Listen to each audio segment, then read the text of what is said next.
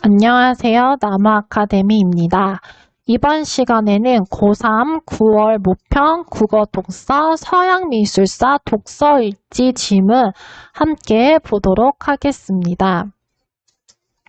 여기서는 필자에 독서일지가 나타나 있는데요. 함께 보도록 하겠습니다.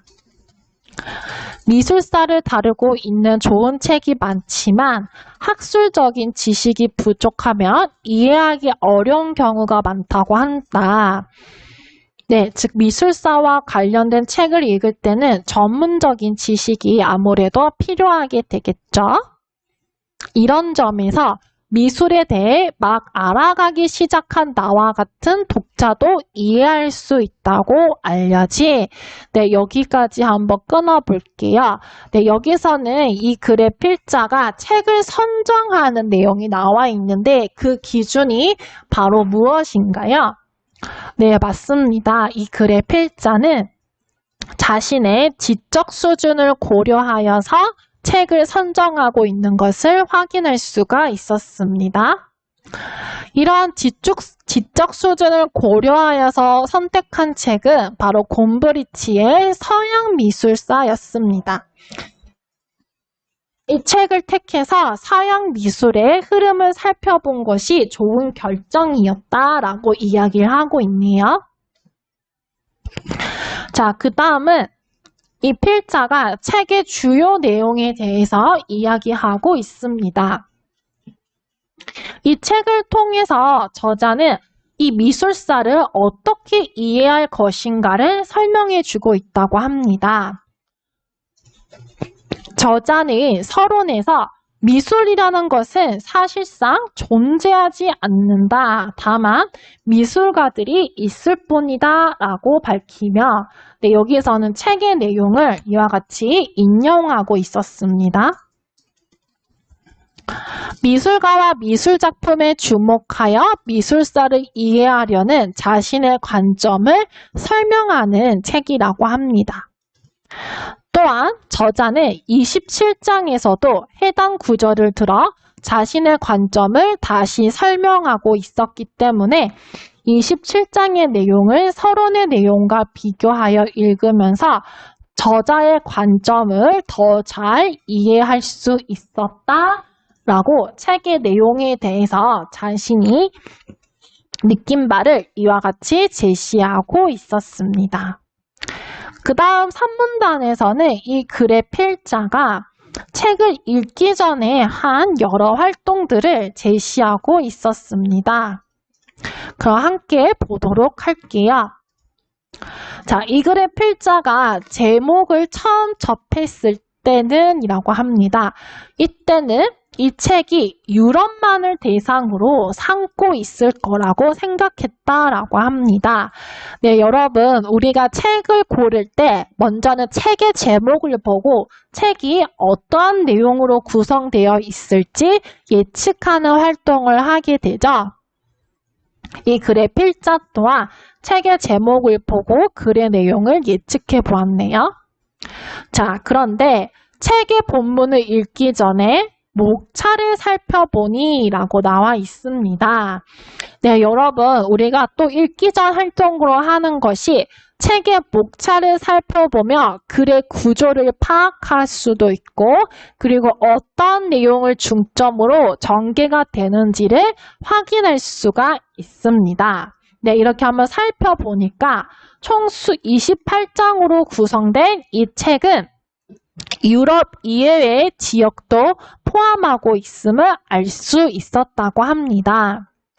1장에서 7장에서는 아메리카, 이집트, 중국 등의 미술도 설명하고 있었고 8장에서 28장에서는 6세기 이후 유럽 미술에서부터 20세기 미국의 실험적 미술까지 아주 방대하게 다루고 있는 책임을 알 수 있었습니다. 자, 그 다음 부분 또한 잘 보도록 할게요. 이처럼 책이 다룬 내용이 방대하기 때문에 이전부터 관심을 두고 있었던 유럽의 르네상스에 대한 부분을 먼저 읽은 후에 나머지 부분을 읽는 방식으로 이 책을 읽어나갔다라고 합니다. 네, 이 글의 필자는 책의 목차와 그리고 책의 분량 그리고 자신의 관심사를 고려하여서 이와 같이 독서 계획을 세워서 책을 읽고 있음을 확인할 수가 있었습니다. 네, 이와 같이 산문단에서는 책을 읽기 전에 한 활동이 제시되어 있었네요. 그 다음 사문단에서는 책을 읽고 난 후에 감상, 즉 소감이 나타나 있습니다. 여기 한번 보도록 할게요. 이 서양미술사라는 책은 자료가 풍부하고 해설을 이해하기 어렵지 않아서 저자가 해설한 내용을 저자의 관점에 따라 받아들이는 것만으로도 충분히 만족스러웠다라고 합니다. 물론 분량이 700여 쪽에 달하는 점은 부담스러웠지만 하루하루 적당한 분량을 읽도록 계획을 세워서 꾸준히 실천하다 보니 어느새 다 읽었을 만큼 책의 내용이 굉장히 흥미로웠다라고 전반적으로 이 책을 통해서 만족했다는 것을 확인할 수가 있겠습니다. 네, 여러분 이와 같이 독서 일지에는 이 필자가 책을 선정한 기준, 그리고 책의 주요 내용, 그리고 책을 읽기 전에 세운 독서 계획, 그리고 책을 읽고 난 후 소감까지 구성되어 있는 것을 확인할 수가 있었습니다. 그러면 함께 문제 한번 풀어보도록 하겠습니다. 자, 3번 함께 풀어보도록 하겠습니다. 윗글을 쓴 학생에게 기억과 관련하여 보기를 바탕으로 저언할 때 그 내용으로 가장 적절한 것을 고르는 문제인데요. 기억 부분은 보시면 이 저자가 해설한 내용을 저자의 관점에 따라 그대로 받아들이는 것만으로도 만족스러웠다라고 이야기를 하고 있죠. 여기에 대한 조언을 한번 해보겠습니다. 보기를 한번 보도록 할게요. 예술 분야의 책을 읽을 때 책에 담긴 저자의 해설 외에도 다양한 해설이 있다는 점을 염두에 두어야 한다라고 합니다. 저자의 해설에도 저자가 속한 시대의 사회문화적 환경에서 비롯된 영향이 반영되기 마련인데요. 이러한 점을 고려해서 독자는 책의 내용을 무비판적으로 수용하기보다는 자신의 주관을 가지고 책의 내용에 대해서 판단할 필요가 있다라고 합니다.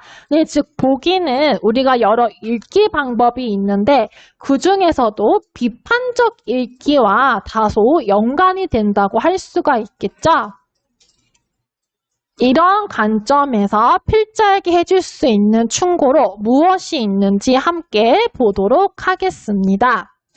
1번, 책의 해설에 드러난 작가의 관점을 그대로 수용하는 것이 좋겠어. 네, 이것은 보기의 내용과는 정반대되는 내용이라고 할 수가 있습니다. 2번, 책에 담긴 해설을 그대로 수용하기보다는 자신의 관점을 바탕으로 저자의 해설에 담긴 관점이 적절한지 판단하며 읽는 게 좋겠어. 네, 이 부분이 바로 보기의 내용과 일치하는 부분이라고 할 수가 있겠죠. 따라서 정답은 2번이 되겠습니다. 3번, 예술 분야의 다양한 분야가 담긴 책을 읽어 예술에 대한 사고를 확장해 나가는 게 좋겠어. 근데 이것은 보기의 내용과는 전혀 관련이 없는 내용입니다. 4번, 자신이 관심이 있는 부분만 골라서 읽기보다는 책 전체 내용을 처음부터 끝까지 읽어보는 것이 좋겠어.